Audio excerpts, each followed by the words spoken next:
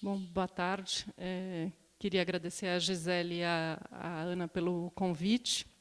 Bom, eu vou contar para vocês um pouco da experiência que a gente vem desenvolvendo no Vídeo Brasil, e é um projeto que eu coordeno de perto desde 2002. Bom, antes de entrar no projeto propriamente dito, eu vim um pouco me transformando, e eu acho que tem a ver um pouco com a transformação de um novo arquivista, de um novo modelo de arquivista, e que eu acho que em arte contemporânea está ligado a um gestor de projetos, né, que é a minha formação. Eu sou gestora na associação, sou produtora executiva das exposições, do festival, e eu fui descobrindo o arquivo com uma necessidade cotidiana de lidar com esse projeto, mas da necessidade de ser um gestor para você lidar com o arquivo, quase mais do que um conservador, vamos dizer assim, porque você tem que trabalhar com uma rede tão grande, quer dizer, não só ligada ao arquivo digital, mas também artistas, técnicos, equipe técnica não só de equipamento, mas também de cenografia, enfim, tem uma série de coisas que envolvem esse armazenamento. Então, eu vou, antes de entrar na exposição, propriamente do acervo, queria pontuar com vocês algumas questões que eu tenho percebido, né?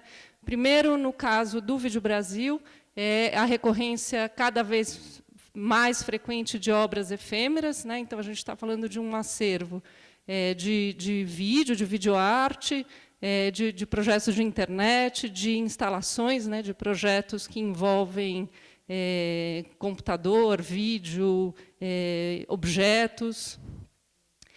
A necessidade de preservação dessas produções aí, que surgiam a partir de arquivos de festival, muitas vezes, gerou, aí, a partir dos anos 70 e 80, o surgimento de vários arquivos fora de instituições museológicas, que é o caso do Vídeo Brasil, que era uma necessidade aí de lidar com aquela produção. De fato, assim, no cotidiano, o que a gente percebe é uma urgência, uma necessidade de confrontar as práticas e metodologias tradicionais de preservação, e uma necessidade de sistematização do que vem sendo feito. A gente sempre acha que é meio intuitivo o que a gente vem fazendo, mas o que eu tenho percebido é que a gente já pode, sim, sistematizar isso, e é nisso que eu, enfim, vou fazer meu doutorado, quer dizer, uma urgência mesmo de sistematizar essas práticas que a gente vem desenvolvendo.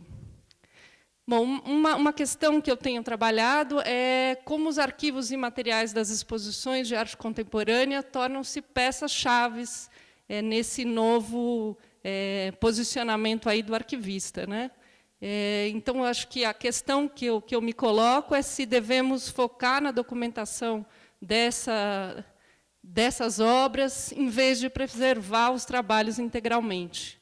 Essa é, vamos dizer, a hipótese que eu tenho trabalhado. E de que forma essa documentação acumulada garante reinstalar, por exemplo, um trabalho, né? De que forma essa documentação pode garantir isso ou não, né? E, mais ainda, né, como digitalizar, indexar essa documentação em arquivos digitais para dar acesso a esse conteúdo, que é um outro problema. Bom, a história do Vídeo Brasil, agora entrando de fato no acervo, ela começa com o festival, né? O Vídeo Brasil ele é criado pela Solange Farcas em 1983 como um festival de arte eletrônica.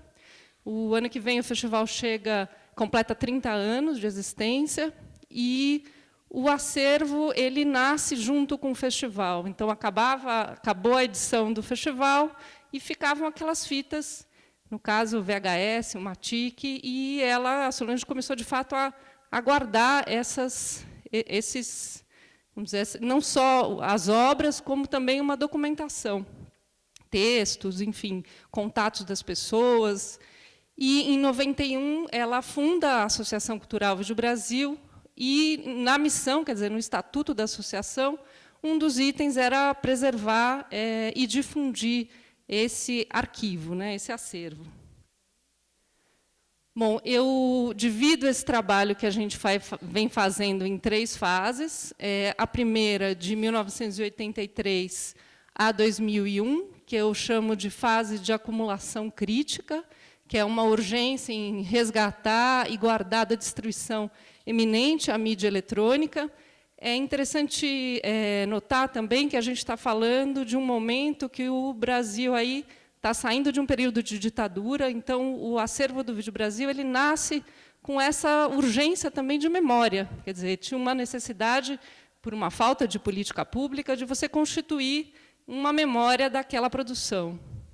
E as instituições terminam assumindo, de alguma forma, esse lugar aí aberto, né? De 2002 a 2007, que é quando eu começo esse projeto, eu chamo de fase obsessiva, que é essa fase de classificação, catalogação, digitalização dos dados, com uma ênfase nos procedimentos internos. Então, a gente começa a organizar esse arquivo, vamos dizer, que eu ainda chamo de arquivo, porque ele estava todo junto aí numa única sala e a gente entra nesse universo para tentar organizar, separar, enfim. E a fase atual, que é a partir de 2012, que é a fase da interface de pesquisa, que é uma fase de seleção dos dados a serem compartilhados com o público, uma nova digitalização, que deve acontecer mais para frente, então, que é uma fase de uma ênfase na pesquisa externa. É quase como se a gente conseguisse agora botar a cabeça para fora, né? De fato, foi um período tatu, vamos dizer assim.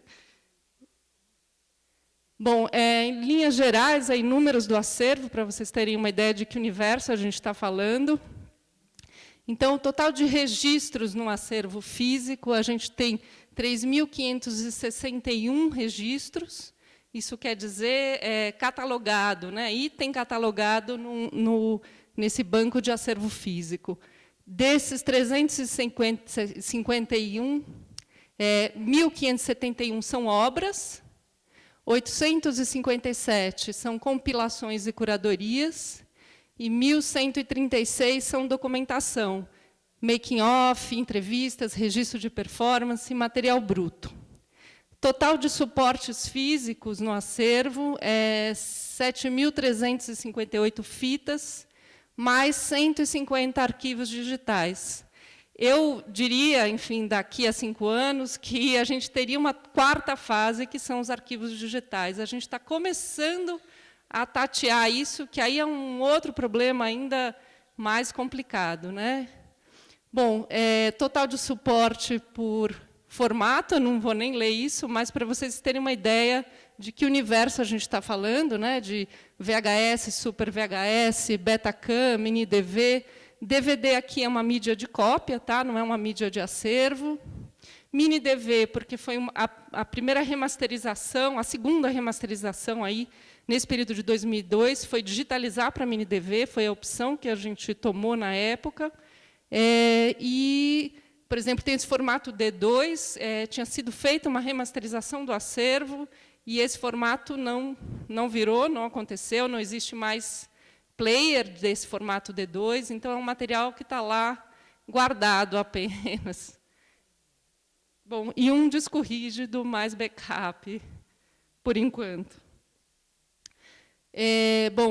Ainda sobre os números do acervo, a gente está falando de um total de artistas com obras no acervo, são 958 artistas, sendo que 918 passaram pelo festival. Aqui, esses números são importantes para a gente começar a desenhar uma política de acervo, que é uma coisa que todo mundo fala, mas que é muito difícil você constituir, e ela só se dá, de fato, olhando esses números, né? Total de obras que participaram do festival, mas não estão no acervo, 2.149. Total de artistas que participaram do festival e não têm obras no acervo, 1.370. Só para vocês entenderem um pouco os números aí do festival. Bom, eu vou entrar um pouco na descrição aí dessas fases, né? Essa fase de 2007 a 2002, que é essa fase de banco de dados, a gente fez como primeira tarefa foi a separação do que era arquivo histórico, separação desse arquivo histórico entre arquivo, acervo e estoque. Isso é uma coisa complicada, porque, num momento, eles estavam todos mais ou menos guardados juntos. Então, tem um trabalho interno, não só de identificação, mas de compreensão. Por isso, a importância de compreender os contextos em que cada uma dessas coisas foram produzidas. Depois, o desenho do sistema do banco de dados, que essa é uma questão bem complicada, porque essa sistematização e constituição de banco de dados acontece junto a esse processo de catalogação. Então, é como se a gente tivesse... De fato, a gente fez essas duas coisas ao mesmo tempo. A definição dessas listas de termos para indexar esses dados, né, que é um trabalho também grande, e nessa área de arte contemporânea, ela ainda tem muita variação, quer dizer, você não acha tão simplesmente uma lista de termos e definições.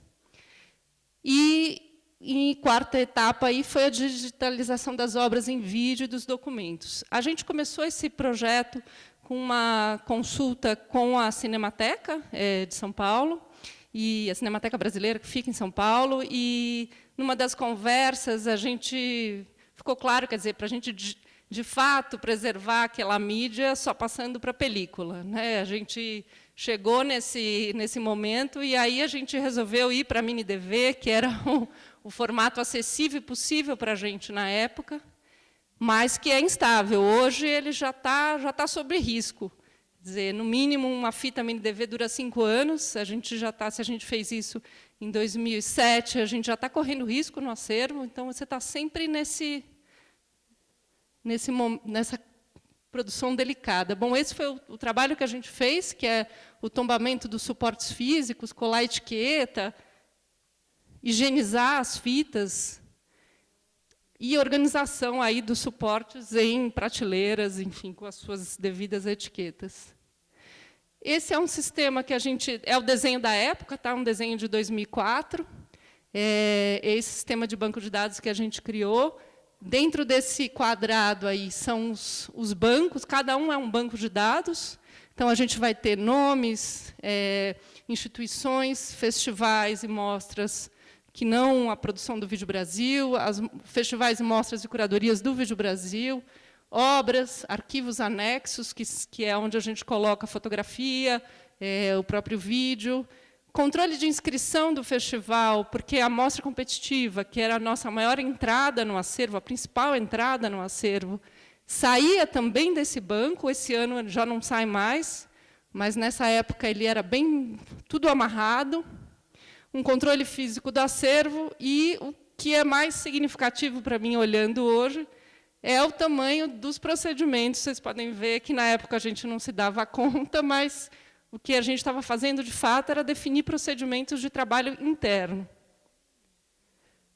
Esse é um banco de dados de obras, só para vocês terem uma ideia, em linhas gerais, o que significa aí, catalogar uma obra, né? Então, a gente vai desde responsabilidade, que é a ficha técnica, né, autor, e aí todos os termos que definem artista, né, então é uma variedade enorme, também é uma discussão grande.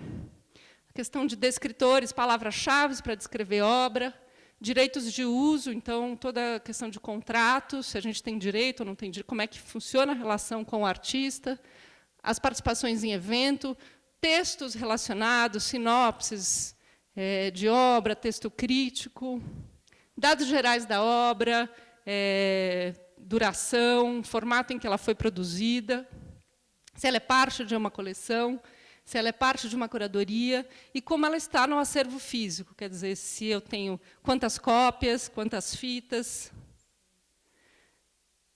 Eu peguei 2 exemplos de como esse aqui é a nossa, vamos dizer, nossa árvore de tipos de obra.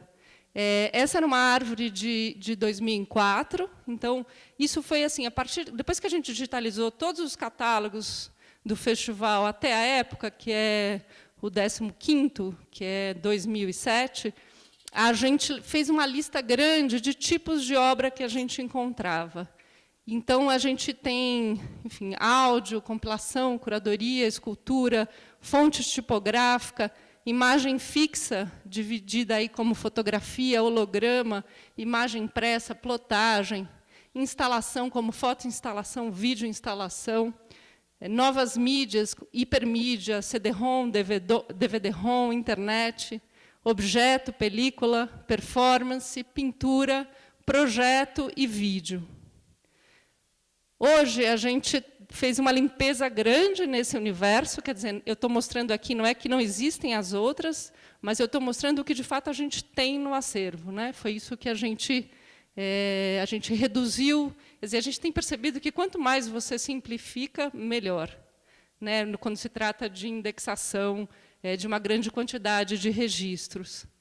Porque qualquer movimento aí dentro não tem cronograma. Foi isso que eu descobri quando você trabalha com acervo, com arquivo. Não existe. Eu, como minha formação de produtora, foi um sofrimento no começo, mas um aprendizado. Não existe deadline para acabar projeto de arquivo digital. É a sua vida inteira se tudo der certo. Então, um pouco para vocês terem uma ideia de quantidades aí que a gente tem lá no acervo, né? Vídeo, então, é um acervo basicamente de vídeo, né? A gente está falando de 1.270 obras. Tipos de documentos arquivados. Então, é sobre isso a minha pesquisa, quer dizer, a importância dessa documentação, a importância, talvez, de descrever um pouco o que a Anete falou também, de uma descrição do que está em torno da obra, e, muitas vezes, não a preservação da obra em si.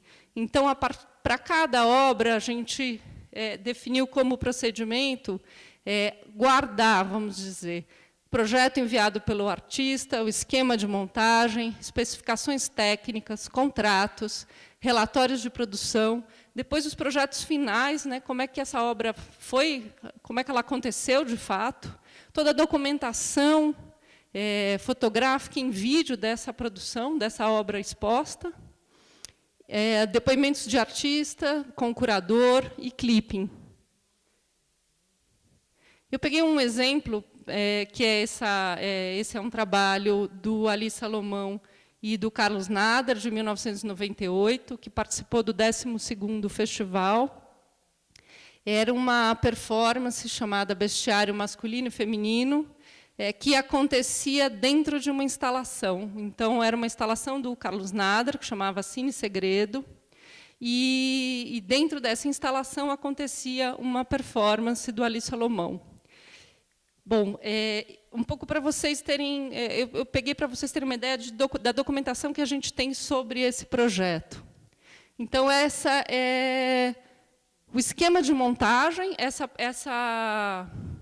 Você chegava, aconteceu no Sesc Ipiranga, você chegava nesse trabalho e era uma quadra de basquete,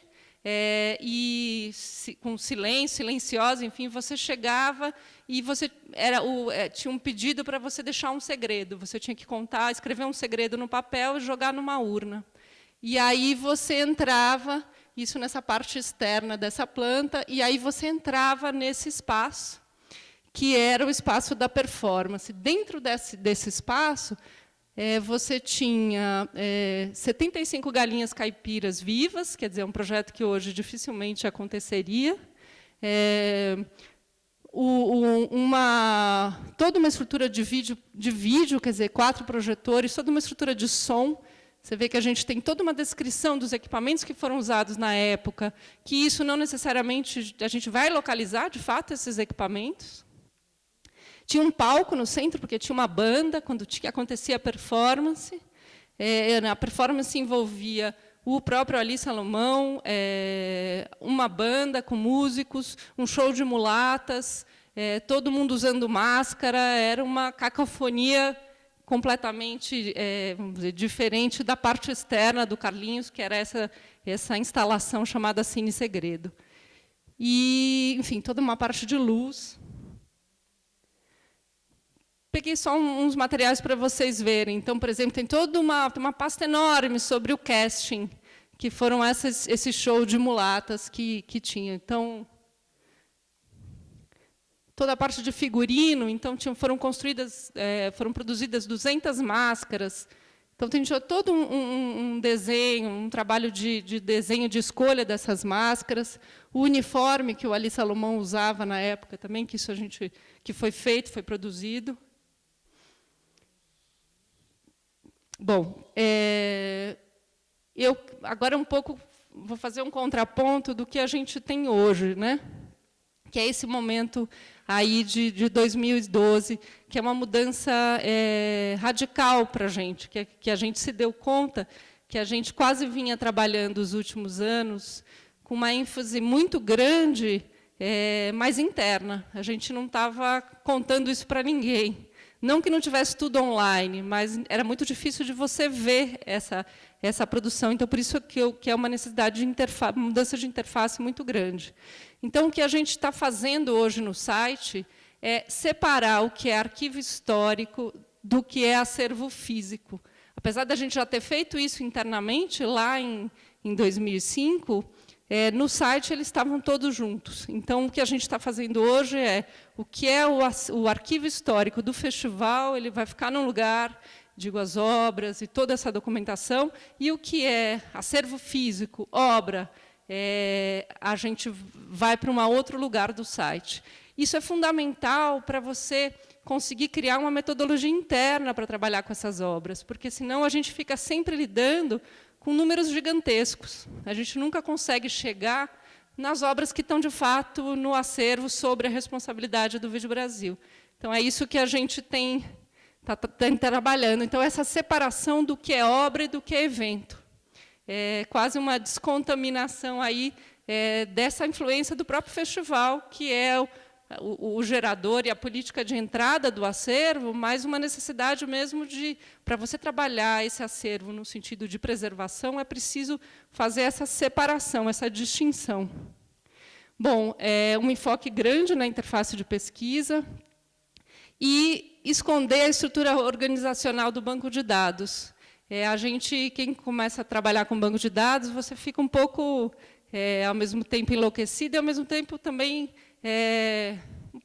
quase uma paixão por aquilo, acho aquilo genial, mas é uma estrutura muito pesada. Então, quando você dá saída nessa informação, ela fica meio chata, fica meio carregada. Então, a gente percebeu que era uma necessidade da gente se livrar um pouco dessa estrutura. Uma revisão dos procedimentos também internos, porque uma estrutura de banco de dados ela é tão formal e pesada que você termina gerando algumas gambiarras internas, para você dar conta de algumas coisas que não se encaixam. E essas gambiarras, geralmente, você tem que, uma hora, rever elas, porque, senão, você fica arrastando erros internos aí de conduta. Bom, e essa nova digitalização das obras, que a gente não começou ainda, mas que é um projeto, que aí é o projeto vamos dizer, do arquivo mesmo, digital, online. Bom, eu peguei isso online também, mas acho que aqui dá para vocês verem. Isso aqui é o site antigo, como ele era. Quando você pesquisava, por exemplo, bestiário, se você quisesse ver essa obra que eu estava mostrando para vocês, ela me trazia 31 registros. Ela trazia toda a estrutura do banco de dados. Então, você tinha lá obras, festivais, pessoas. Quer dizer, o que a gente foi percebendo é que a gente estava... É um excesso de informação para você chegar onde, de fato, você queria, que era pesquisar o trabalho. Eu não estou falando nem da questão de design, né, que eu acho que aí esse aqui a gente está num outro momento. Um verbete, quer dizer, a página dessa obra, ela vinha toda junta, quer dizer, também mostrando essa estrutura. E a questão da participação no festival, ela era o primeiro item. O que a gente percebeu é que essa informação ela não precisa mais ser o primeiro item, né? O acervo já se constituiu, e a associação também já se constituiu como uma instituição que não é apenas o festival. Então, por isso que a gente fez uma mudança, que é hoje como está hoje, né? Hoje você entra no acervo, e se você pesquisa bestiário, a gente de cara já dá artista e obra, que você já tira grande parte daqueles resultados de pesquisa, porque você já entra aqui numa estrutura, já numa pré-seleção, vamos dizer assim. E, quando você cai na obra, você tem, em primeiro lugar, o trabalho. E o que você vai ter aqui embaixo são as palavras-chave, né? Então, que são aqueles descritores de conteúdo. E se ela está disponível para consulta. E, ao lado, aí sim, você vai ter os textos, as participações no festival, downloads e links, enfim, outras informações. Eu peguei o... Deixa eu só mostrar isso online como está hoje. Quer dizer, hoje a gente está aqui. Para acabar a minha fala, eu vou passar para vocês esse vídeo desse trabalho, que já está online, que é o registro dessa performance. A intenção do Vídeo Brasil é disponibilizar esses vídeos todos online. Não sabemos quando ainda, porque isso envolve muitas questões, mas tem um dado muito interessante, que nas últimas 2 edições do festival, os artistas têm autorizado quase 100% para que as suas obras sejam exibidas integralmente na internet, coisa que não acontecia antes, era sempre trechos curtos, e esse receio, já não, o que a gente percebe é que não existe mais assim desse jeito de direito autoral, e de ter uma compreensão de que a gente está no âmbito de acervo, e que qualquer uso que se vá fazer desse trabalho, ele demanda outras questões, a gente está aqui no âmbito da pesquisa mesmo. Bom, e para concluir, eu vou só mostrar, um vídeo curto, de 3 minutos. Quando criança, me assoprou um motorista, que os bons não se curvam, e eu aqui, confuso, nesta pista de dança. Aonde? Aqui, É o samba, é o batiçada, é o samba. Estou irada e sinistra, irada e sinistra.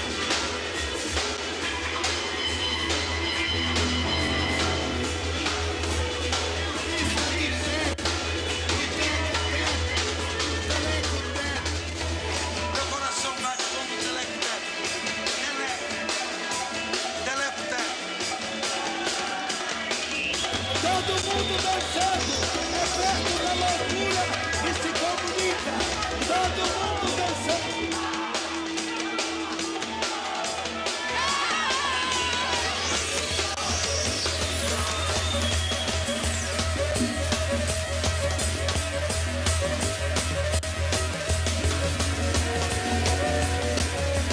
Este grupo de heróis monopoliza vários pontos de leoas neste território.